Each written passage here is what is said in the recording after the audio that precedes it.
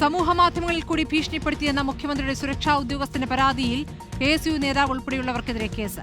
സുരക്ഷാ ഉദ്യോഗസ്ഥൻ സന്ദീപാണ് പരാതി നൽകിയത്. KSU സംസ്ഥാന വൈസ് പ്രസിഡന്റ് അരുൺ രാജേന്ദ്രൻ അടക്കം 8 പേരാണ് പ്രതികൾ.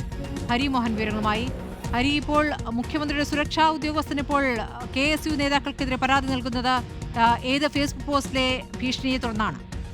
കഴിഞ്ഞ ദിവസം ഈ മുഖ്യമന്ത്രിയുടെ സുരക്ഷാ ഉദ്യോഗസ്ഥനായിട്ടുള്ള സന്ദീപിനെതിരെ KSU സംസ്ഥാന വൈസ് പ്രസിഡന്റ് അരുൺ രാജേന്ദ്രൻ അടക്കമുള്ള പ്രൊഫൈലുകളിൽ നിന്ന് ചില പോസ്റ്റുകൾ വന്നിരുന്നു. ചില ഭീഷണി സന്ദേശങ്ങളുമായിട്ടാണ് ആ പോസ്റ്റുകളൊക്കെ തന്നെ പ്രത്യക്ഷപ്പെട്ടത്. ഇതിനെതിരെ സന്ദീപ് തന്നെ, അതായത് സുരക്ഷാ ഉദ്യോഗസ്ഥനായിട്ടുള്ള സന്ദീപ് തന്നെ മെഡിക്കൽ കോളേജ് പോലീസിൽ, തിരുവനന്തപുരം മെഡിക്കൽ കോളേജ് പോലീസിൽ പരാതി നൽകിയിരുന്നു. ആ പരാതി സിറ്റി സൈബർ പോലീസിന് കൈമാറുകയും സൈബർ പോലീസ് അതിനകത്ത് കേസ് രജിസ്റ്റർ ചെയ്യുകയും ഉണ്ടായിട്ടുണ്ട്. അതായത് ഫേസ്ബുക്ക് പോസ്റ്റ് വഴി ഈ സന്ദീപിന് മാനഹാനിയും ഭീഷണിയും ഉണ്ടാക്കുകയാണ് ലക്ഷ്യം എന്നുള്ള ഒരു കുറ്റം ചുമത്തിക്കൊണ്ടാണ് FIR രജിസ്റ്റർ ചെയ്തിരിക്കുന്നത് എന്നുള്ളതാണ് വളരെ പ്രധാനപ്പെട്ട ഒരു കാര്യമെന്ന് പറയുന്നത്.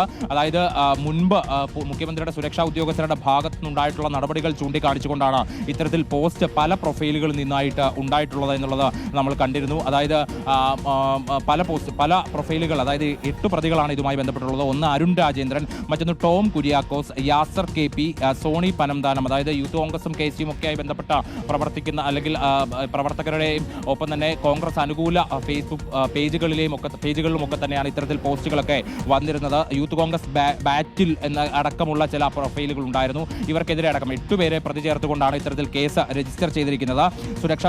മുഖ്യമന്ത്രിയുടെ സുരക്ഷാ ഉദ്യോഗസ്ഥനായ സന്ദീപിനെ പൊതുസമൂഹത്തിന് മുൻപാകെ അധിക്ഷേപിക്കണമെന്നും ഭീഷണിപ്പെടുത്തി മാനസിക സമ്മർദ്ദത്തിലാക്കണമെന്നുള്ള ഉദ്ദേശത്തോടു കൂടിയാണ് ഇത്തരത്തിൽ പോസ്റ്റുകൾ ഇട്ടത് എന്നുള്ളത് കൂടിയാണ് ഇതിനകത്ത് ആരോപിക്കുന്ന ഒരു പ്രധാനപ്പെട്ട കാര്യമെന്ന് പറയുന്നത്. ഇനിയിപ്പോൾ ഇതുമായി ബന്ധപ്പെട്ടുകൊണ്ട് ഇവരെ ചോദ്യം ചെയ്യുന്ന അടക്കമുള്ള നടപടികളിലേക്ക് കടക്കാനാണ് പോലീസ് ഉദ്ദേശിക്കുന്നത്. ആ പരാതിയെ ഗുരുതര സ്വഭാവത്തിൽ തന്നെ കാണാനാണ് ഉന്നത ഉദ്യോഗസ്ഥർ നൽകിയിരിക്കുന്ന ഒരു നിർദ്ദേശം. അതായത് കഴിഞ്ഞ കുറേ ദിവസങ്ങളായി നിരന്തരമായി ഇത്തരത്തിലുള്ള പോസ്റ്റുകൾ പ്രത്യക്ഷപ്പെട്ടിരുന്നു. മുൻപ് മുഖ്യമന്ത്രിയുടെ സുരക്ഷാ ഉദ്യോഗസ്ഥർ KSU യൂത്ത് കോൺഗ്രസ് പ്രവർത്തകരെ മർദ്ദിച്ചതടക്കമുള്ള കാര്യങ്ങൾ ചൂണ്ടിക്കാണിച്ചുകൊണ്ടാണ് ഇത്തരത്തിൽ പോസ്റ്റുകളൊക്കെ വന്നിട്ടുണ്ടായിരുന്നത്.